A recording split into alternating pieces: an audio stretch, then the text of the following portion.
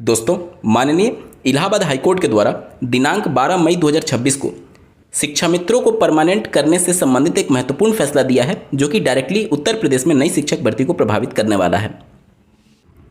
इसके साथ ही साथ शिक्षा मित्रों के द्वारा आज उत्तर प्रदेश शिक्षा सेवा चयन आयोग, जो कि नई प्राथमिक स्तर की शिक्षक भर्ती कंडक्ट कराने के लिए एग्जाम कंडक्टिंग अथॉरिटी है, उनको एक ज्ञापन के माध्यम से शिक्षा मित्रों के कुछ मांगों को लेकर के अपना ज्ञापन दिया गया है, जिसके बारे में भी इस वीडियो में डिटेल में बात करने वाले हैं। साथ ही साथ जैसा कि आपको ज्ञात होगा, आज दिनांक 21 मई 2026 को उत्तर प्रदेश के पूर्व मुख्यमंत्री जी के द्वारा एक प्रेस कॉन्फ्रेंस के माध्यम से 69,000 शिक्षक भर्ती में आरक्षण घोटाले से संबंधित कुछ डेटा प्रस्तुत किया गया। साथ ही साथ उत्तर प्रदेश की विभिन्न भर्तियों में इस प्रकार के आरक्षण विसंगति को लेकर के उन्होंने आवाज़ उठाई है। अब जो डेटा निकल करके आ रहा है उसमें लगभग 20,000 सीटों की बात की जा रही है। उत्तर प्रदेश राज्य सरकार के द्वारा माननीय सुप्रीम कोर्ट में 19 मई 2026 की हियरिंग में ये हलफनामा दिया गया कि राज्य सरकार को थोड़ा सा समय चाहिए और जितने भी कैंडिडेट इस आरक्षण विसंगति से प्रभावित हो रहे हैं उन सबको हम साथ लेकर के चलेंगे और उन सबको नौकरी देने का काम किया जाएगा। तो क्या 69,000 शिक्षक भर्ती में ये 20,000 पद जुड़ने जा रहे हैं? अगर ऐसा होता है तो इसका डायरेक्टली इम्पैक्ट नई प्राथमिक स्तर की शिक्षक भर्ती पर पड़ेगा, क्योंकि नए पद जो सृजित किए जा सकते हैं वहीं से तो पद निकाल करके दिए जाएंगे। तो क्या कुछ होने वाला और शिक्षा विभाग से जुड़ी कुछ प्रमुख खबरों को भी इस वीडियो में डिटेल में देखने वाले हैं। बहुत इंपॉर्टेंट वीडियो होगा, ना सिर्फ 69,000 के लिए, ना सिर्फ शिक्षा मित्र के लिए, बल्कि उन कैंडिडेट्स के लिए भी जो कि डीएलएड कंप्लीट कर चुके हैं या फिर कर रहे हैं और शिक्षक भर्ती की रास्ते को देख रहे हैं। नमस्कार दोस्तों, मेरा नाम है नीरज। आप देख रहे हैं कैरियर बिट यूट्यूब चैनल। अगर आप इस चैनल पर पहली बार विजिट कर रहे हैं तो इसको सब्सक्राइब करते हुए बेल आइकन को प्रेस करना ना भूलें। चलिए सबसे पहले शुरुआत करते हैं माननीय इलाहाबाद हाईकोर्ट के जजमेंट से, जो कि 12 मई 2026 को दिया गया है। यहाँ पर आप देख सकते हैं, यहाँ पर ये प्रेयर किया गया था कि जो रिस्पोंडेंट है यानी कि basic education department Uttar Pradesh शासन में, उनको निर्देशित करने के लिए कि इनको रेगुलराइज किया जाए, मतलब परमानेंट किया जाए शिक्षा मित्र को, ठीक है। और इसके संबंध में जैसा कि आपको ज्ञात होगा, पहले ही 2017 में माननीय सुप्रीम कोर्ट ने जो आनंद कुमार यादव वाले केस में शिक्षा मित्रों का समायोजन रद्द करने के आदेश दे दिए थे। इसके बाद बहुत सारे ऐसे केसेस हुए हैं जो कि सुप्रीम कोर्ट में, जैसे आप देख सकते हैं Jaggo versus union of India वाले मामले में ऐसे कैंडिडेट्स को परमानेंट करने के संदर्भ में अपना जजमेंट दिया गया और ऐसे बहुत सारे केसेस के बारे में यहाँ पर जिक्र किया गया है। अब इन सभी केसेस को आधार बनाते हुए ये याचिका दायर की गई थी और यहाँ पर आप देख सकते हैं इस पैराग्राफ में साफ शब्दों में जिक्र भी किया गया है। देखिए, learn counsel for the respondent submit that petitioners are not entitled for the regularization in view of the observation made by Honorable Apex Court in case of Anand Kumar Yadav which are as follows। ये आनंद कुमार यादव वाला वही case है जो कि शिक्षा मित्रों के 1,37,000 का जो समायोजन रद्द किया गया था। ये वही वाला केस है जो 2017 में जजमेंट आया था और इस जजमेंट की कॉपी में 2 पैराग्राफ यहाँ पर मेंशन किया गया, जिसको आप साफ शब्दों में पढ़ भी सकते हैं, ठीक है।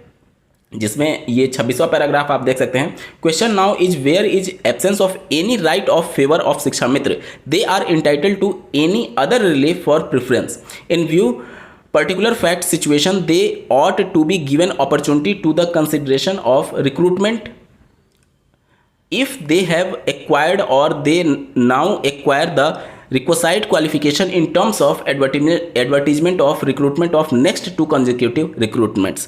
यही वो जजमेंट है जिसके आधार पर 2 लगातार भर्तियों में शिक्षा मित्रों को मौका दिया गया था और वेटेज दिया गया था, यही यहाँ पर जिक्र किया गया। और अगर आप 25वां पैराग्राफ देखेंगे तो यहाँ पर उनका जो समायोजन रद्द किया गया था उसके बारे में जिक्र किया गया। देखिए, regularisation of Shiksha Mitra as teacher are not permissible in view of this legal position, our answer are obvious, we don't find any error in view taken by high court. High court ने इनका समायोजन रद्द किया था और सुप्रीम कोर्ट ने भी कहा कि इस प्रकार का कोई भी एरर नहीं है, ठीक है। तो इस तरीके से इनको सीधे तौर पर इनका समायोजन रद्द कर दिया गया था, ठीक है।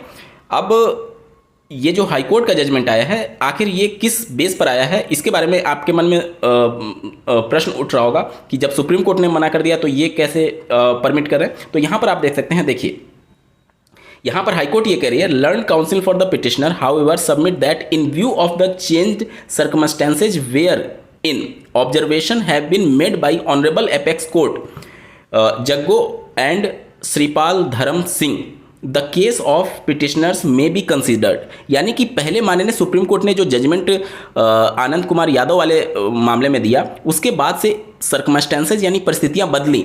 जग्गो और जो श्रीपाल धर्म सिंह वाले केस में माननीय सुप्रीम कोर्ट का जो व्यू बदला, जो उनका कंसिडरेशन का प्रोसेस है वो बदला, उसके बाद से इन पिटिशनर्स के इस याचिका को कंसीडर किया जा सकता है। आगे देखिए, इन view of the above without entering into the merit of the case this petition stand disposed of with the observation that case petitioners submit individual fresh representation before respondent number 1 additional chief secretary basic education Lucknow along with all document as advised within a period of 3 weeks from today. A reasoned and speaking order shall be passed by the respondent number 1 as possible preferably within a period of 2 months in accordance with law. यानी कि high court ये करिए कि हम merit में जाए बिना इन जो जजमेंट सुप्रीम कोर्ट के द्वारा दिया गया जो नया व्यू सामने आया है उसको ध्यान में रखते हुए बिना मेरिट में जाए हुए इन कैंडिडेट्स को जो रिस्पोंडेंट नंबर 1 है यानी कि जो एजुकेशन डिपार्टमेंट है वो उनको डायरेक्ट रेगुलराइज कर सकती है, परमानेंट कर सकती है। और इसके लिए उन्होंने रिस्पोंडेंट नंबर 1 को 3 वीक का समय दिया है, वो पिटिशनर्स को दिया है कि अपना जो भी डॉक्यूमेंट है वो सबमिट करेंगे, और 2 महीने का समय दिया है रिस्पोंडेंट को कि इसके संबंध में आगे वो कार्रवाई करेंगे। अब इस जजमेंट के बाद से चंदौली जिले के जो बीएसए हैं उनके द्वारा कार्रवाई की गई है, उसके बारे में जानना आपके लिए बेहद महत्वपूर्ण है। 12 को माननीय हाईकोर्ट का जजमेंट आया और दिनांक 19 मई 2026 को जिला बेसिक शिक्षा अधिकारी चंदौली के द्वारा सभी खंड शिक्षा अधिकारी को यह पत्र लिखा गया है, जिसमें विषय आप देख सकते हैं माननीय उच्च न्यायालय इलाहाबाद द्वारा रीट याचिका संख्या दिस एंड दिस में पारित आदेश दिनांक 12 मई 2026 के अनुपालन में तथ्यात्मक आख्या प्रेषण के संबंध में। जैसा कि मैंने आपको पहले सूचित किया कि 12 मई का जो जजमेंट आया जिसके बारे में अभी मैंने आपको बताया, उसी के आदेश के क्रम में यहाँ पर कार्रवाई की गई है। देखिए, उपरोक्त विषयक प्रकरण में अवगत कराना है कि माननीय उच्च न्यायालय इलाहाबाद हाईकोर्ट द्वारा 12 मई 2026 को याचिका संख्या दिस एंड दिस में आदेश पारित किया गया है कि उक्त आदेश के क्रम में याचिकाकर्ताओं शिक्षा मित्रों द्वारा सहायक अध्यापक के पद पर नियमित करण समायोजन के संबंध में प्रस्तुत किए जाने वाले प्रत्यावेदनों पर शासन स्तर से निर्णय लिया जाना है। ठीक है, अतः आपको निर्देशित किया जाता है कि आपके विकास खंड के अंतर्गत कार्यरत समस्त शिक्षा मित्रों एवं याचिकाकर्ताओं से संबंधित वांछित सूचनाएं एवं सुस्पष्ट आख्या 3 कार्य दिवसों के भीतर कार्यालय को विशेष वाहक के माध्यम से उपलब्ध कराना सुनिश्चित करें। तो देखिए, यहाँ पर याचिकाकर्ता के साथ साथ समस्त शिक्षा मित्रों का भी डेटा मांगा गया है। ठीक है, अनिवार्य निर्देश में आप देख सकते हैं प्रत्येक शिक्षा मित्र और याचिकाकर्ता का पृथक पृथक विवरण और शैक्षिक दस्तावेजों की स्वप्रमाणित छाया प्रति मांगी गई है। याचिकाकर्ताओं द्वारा अपर मुख्य सचिव बेसिक शिक्षा उत्तर प्रदेश शासन को संबोधित नवीन प्रत्यावेदन का मूल रूप में प्राप्त कर संलग्न करने की बात की गई है, और ये सारी चीज़ें यहाँ पर बताई गई हैं। ठीक है, और साथ ही साथ यहाँ पर बताया गया कि माननीय उच्च न्यायालय का वो जो जजमेंट है वो भी कॉपी लगाई गई है। ये जजमेंट की कॉपी आप देख सकते हैं जो कि बीएसए के लेटर में ये भी मेंशन किया गया है। चलिए अब बढ़ते हैं अगली खबर की तरफ। अगली खबर है 69,000 शिक्षक भर्ती से संबंधित, क्योंकि ये डायरेक्टली इम्पैक्ट कर रहे हैं नई प्राथमिक स्तर की शिक्षक भर्ती के पदों को, क्योंकि यहाँ से जो पद निकलेंगे, जाहिर सी बात है नई शिक्षक भर्ती के लिए जो पद होंगे वहीं तो पद उसमें ऐड होगा, या फिर शिक्षा मित्रों को अगर परमानेंट करने की नौबत आती है तो वहीं सब चीज़ें तो होंगी। तो यहाँ पर देख सकते हैं आप आज के प्रेस कॉन्फ्रेंस में जो पूर्व मुख्यमंत्री जी हैं उनके द्वारा ये बताया गया कि जो राष्ट्रीय पिछड़ा वर्ग आयोग है उनकी रिपोर्ट के अनुसार जो यहाँ पर आरक्षण मिलना चाहिए ओबीसी को 27%, उसकी जगह पर केवल 3.86% मिला और 23.14% यहाँ पर आरक्षण का लाभ नहीं मिला है ओबीसी को। एससी को जहाँ 21% मिलना चाहिए वहाँ पर 16.2% मिला है और 4.8% का लाभ यहाँ पर नहीं मिला है। एसटी को जो 2% का आरक्षण है उसमें एक भी आरक्षण का लाभ नहीं दिया गया और 2% यहाँ पर विसंगति है। तो यहाँ पर देख सकते हैं इस प्रेस कॉन्फ्रेंस के माध्यम से ये सूचना दी गई कि राष्ट्रीय पिछड़ा वर्ग आयोग की रिपोर्ट में जो भी आरक्षित वर्ग के अभ्यर्थी हैं उनके 30% सीट, लगभग 20,000 सीटों के साथ घोटाला को माना है, ये प्रेस कॉन्फ्रेंस में बताया गया। अब क्या ये डेटा को ऑथेंटिक माना जा सकता है? देखिए निश्चित तौर पर जो पिछड़ा वर्ग आयोग है उसने ये माना था कि हाँ विसंगतियां हुई हैं, और उन्हीं के रिपोर्ट के आधार पर अभ्यर्थी कोर्ट चले गए और कोर्ट ने भी माना कि हाँ गलतियां हुई हैं। सिंगल बेंच ने भी माना, डबल बेंच ने भी माना, और अब सुप्रीम कोर्ट भी मान रही है और राज्य सरकार भी मान चुकी है। मतलब ये तो है कि हाँ घोटाला हुआ है, विसंगतियां हुई हैं, लेकिन क्या इतने बड़े पैमाने पर हुई हैं? इसको एक बार जब हम लोग लॉजिकल सोचेंगे तो थोड़ा सा चीज़ें इतना बड़ी संख्या में होते हुए नहीं दिखेंगी। जैसे ऐसे समझिए, जो डेटा आम पब्लिक में निकल करके आता है वो ये आता है कि 69,000 में जो अनरिजर्व कैटेगरी से चयनित अभ्यर्थियों की संख्या है वो लगभग 19,000 के आसपास बताई जाती है, लगभग 19,000 के आसपास। और यहाँ पर दावा ये किया जा रहा है कि 20,000 सीटों का यहाँ पर घोटाला हुआ है। अब आप सोचिए कि अगर इन 20,000 को चयनित कर लिया जाए जो कि कैटेगरी से संबंधित है, ध्यान से सुनिएगा, 20,000 को अगर चयनित कर लिया जाए जो कि कैटेगरी से संबंधित है और 19,000 ही केवल अनरिजर्व कैंडिडेट सेलेक्ट हुए हैं, तो इसका मतलब कि कोई भी अनरिजर्व कैटेगरी का कैंडिडेट कैपेबल ही नहीं है कि वो इस भर्ती में चयनित हो पाए। क्या ये चीज़ें प्रैक्टिकली लॉजिकल लग रही हैं? नहीं लग रही हैं। तो यहाँ पर आपको समझना होगा कि राज्य सरकार ने स्वीकार किया कि हाँ गलती हुई है, और वो अपना जो रिविजिट का आदेश था माननीय डबल बेंच का, उसके अनुरूप वो चीज़ों को फिर से करके माननीय सुप्रीम कोर्ट के समक्ष प्रस्तुत करेंगे और उसके बाद माननीय सुप्रीम कोर्ट अपना जजमेंट देगी। तो ये तो तय है कि हाँ विसंगति है, घोटाला है, लेकिन इतने बड़े पदों पर, इतने ज़्यादा पदों पर वो थोड़ा सा लॉजिकल बातें सटीक नहीं बैठ रही हैं।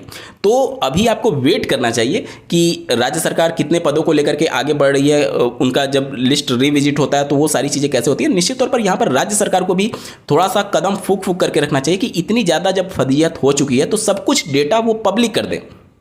ओबीसी से कितने सेलेक्ट हुए हैं, एससी से कितने सेलेक्ट हुए, अनरिजर्व से कितने सेलेक्ट हुए, किसका गुणांक कितना बन रहा है, हर एक डेटा जब आपके पास है तो उसको पब्लिक डोमेन में सामने रखना चाहिए, ताकि किसी भी प्रकार की कोई भी किसी के मन में शंका ना हो, और इससे एक छवि भी बनेगी कि हाँ हम पूरी पारदर्शी के साथ इस भर्ती को लेकर के आगे बढ़ने वाले हैं।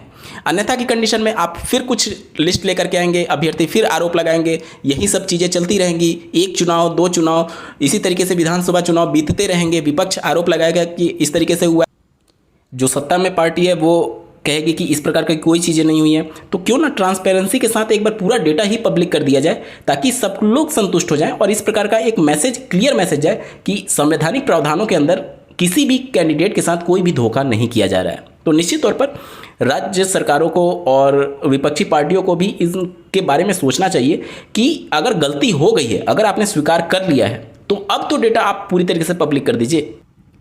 चलिए बढ़ते हैं अगली खबर की तरफ। जैसा कि आपको ज्ञात होगा, उत्तर प्रदेश शिक्षा सेवा चयन आयोग में शिक्षा मित्रों के द्वारा एक ज्ञापन दिया गया। वीडियो के स्टार्ट में मैंने आपको बताया था, एक बार जल्दी से देख लेते हैं कि क्या इनकी मांगे हैं। देख सकते हैं आप, इनके द्वारा ये कहा गया है कि वर्तमान में बेसिक शिक्षा के अंतर्गत परिषदीय प्राथमिक विद्यालयों में लगभग 50,000 शिक्षा मित्र स्नातक, बीटीसी एवं शिक्षक पात्रता परीक्षा उत्तीर्ण हैं, जो कि एनसीईटी के मानक के अनुसार शिक्षक बनने की पूर्ण योग्यता रखते हैं। हमारी योग्यता को दृष्टिगत रखते हुए आपसे सादर निवेदन करते हैं कि, अब देखिए क्या क्या इनका प्रेयर है। पहला, परिषदीय विद्यालयों में विशेष संविदा शिक्षकों, स्पेशल एजुकेटर्स की भांति टेट उत्तीर्ण शिक्षा मित्रों को नियमित किया जाए। जैसा कि आपको ज्ञात होगा, माननीय सुप्रीम कोर्ट ने स्पेशल एजुकेटर की भर्ती करने की मांग सभी राज्यों को निर्देशित किया था। अब जो पहले से स्पेशल एजुकेटर एडहॉक पर पढ़ा रहे थे उनको परमानेंट कर दिया गया। वहीं यहाँ पर मांग की जा रही है कि जो टेट क्वालिफाइड शिक्षा मित्र हैं और एनसीईटी की सभी गाइडलाइंस को फुलफिल कर रहे हैं उनको डायरेक्टली आप परमानेंट कर दीजिए, ऐसा पहला इनका मांग है। दूसरा मांग इनका ये है कि 18 नवंबर 2020 supreme court order Ramsharan Maurya वाले केस में ये दिया गया कि सरकार द्वारा दिए गए हलफनामे के सापेक्ष 51,112 पद पर टेट शिक्षा मित्रों को छूट सहूलियत देते हुए शिक्षक पात्रता परीक्षा उत्तीर्ण योग्य शिक्षा मित्रों को सुपर टेट से छूट प्रदान करते हुए सहायक अध्यापक पद पर नियमित की जाए। यानी कि जो पद खाली होने का हलफनामा दिया गया था उसमें टेट जो पास शिक्षा मित्र हैं उनको सुपर टेट से छूट प्रदान करते हुए नियमित करने का आदेश इस तरीके से दिया जाए, इस प्रकार का प्रेयर किया गया है। अगला आप देख सकते हैं, ये मांग की गई है कि मध्य प्रदेश राज्य सरकार द्वारा संविदा शिक्षकों की भांति उत्तर प्रदेश में भी टेट उत्तीर्ण शिक्षा मित्रों को शिक्षक भर्ती में क्रमिक रूप से 50% का आरक्षण दिया जाए। मतलब कि जितनी भी सीटें हों उनमें से 50% सीटें रिजर्व कर दी जाए शिक्षा मित्रों के लिए, ये मांग की गई है। अगला आप देख सकते हैं, नॉन टेट शिक्षा मित्रों को उनके कार्य अनुभव को देखते हुए विभागीय टेट कराने पर सहानुभूतिपूर्वक विचार किया जाए। यानी कि जो टेट क्वालिफाई नहीं है शिक्षा मित्र, क्योंकि अब सुप्रीम कोर्ट का आदेश आ चुका है कि अपनी नौकरी बचाने के लिए भी आपको टेट क्वालिफाई करना पड़ेगा। तो उनके लिए कहा गया कि विभागीय टेट अलग से कंडक्ट करा दी जाए। तो इस प्रकार की कुछ मांगों को लेकर के अभ्यर्थी आज उत्तर प्रदेश शिक्षा सेवा चयन आयोग को ज्ञापन दिए हुए हैं, जो कि शिक्षा मित्र हैं। तो ये थी आज की कुछ प्रमुख खबरें जो कि डायरेक्टली निश्चित तौर पर आने वाली शिक्षक भर्ती में पदों की संख्या को डायरेक्टली प्रभावित करने वाली हैं। ऐसे ही महत्वपूर्ण अपडेट के लिए इस चैनल को सब्सक्राइब करना ना भूलें। इस वीडियो को देखने के लिए आपका बहुत बहुत धन्यवाद। भगवान करे आपका दिन शुभ हो।